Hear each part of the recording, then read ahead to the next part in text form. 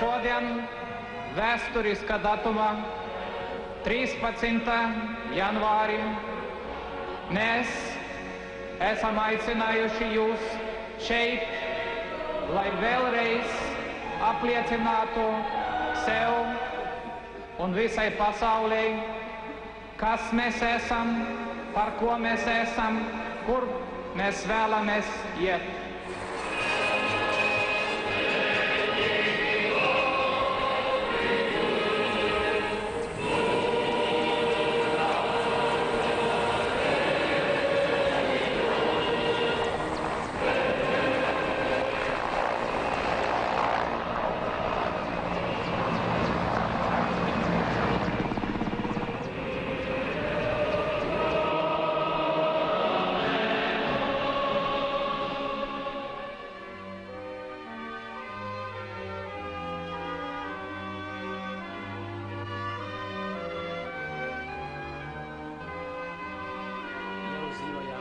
Sakarā ar situācijas destabilizāciju pārtrauktas mācības visa tipa Rīgas pilsētas mācību iestādēs, arī bērndārzos un augstskolās līdz nākošo norādījumu saņemšanai. Latvijas Tautas fronte lūdz iedzīvotājus izlikt logos ieslēgtus radioaparātus, lai krieviski runājošie un karavīri dzirdētu, ko raida Latvijas radio. Uzmanību! Runā Рīга. Klausieties ziņu pārraidi. Внимание! Говорит Рига. В эфире выпуск последних известий. Es bin Radioleitland von Riga, Nachrichten.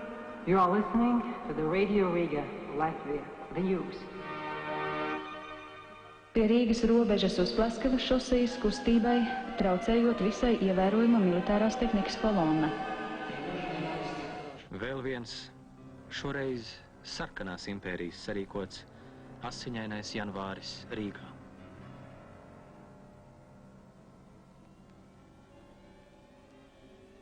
Kad Rīgā pēdējo reizi bija barikādes? Bermonta laikā 19. gadā. Bet kad cilvēces vēsturē tās ir aizsargājusi neapbruņota tauta? Pavaicājiet Marksam vai Ļeņinam. Nu ko?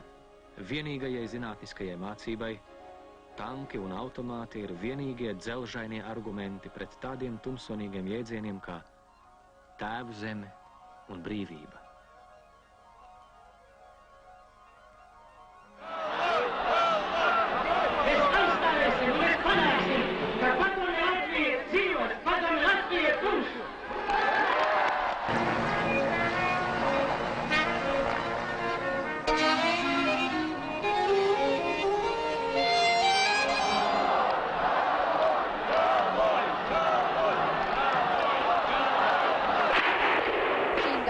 Rattled out and tracers flashed across the center of the city.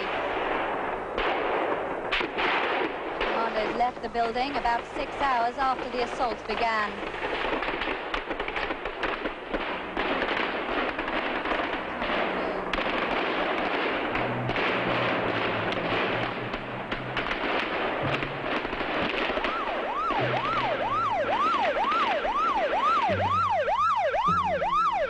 Iekšlietu ministrijas dežūra daļa un tās 5. stāvs tika ieņemts.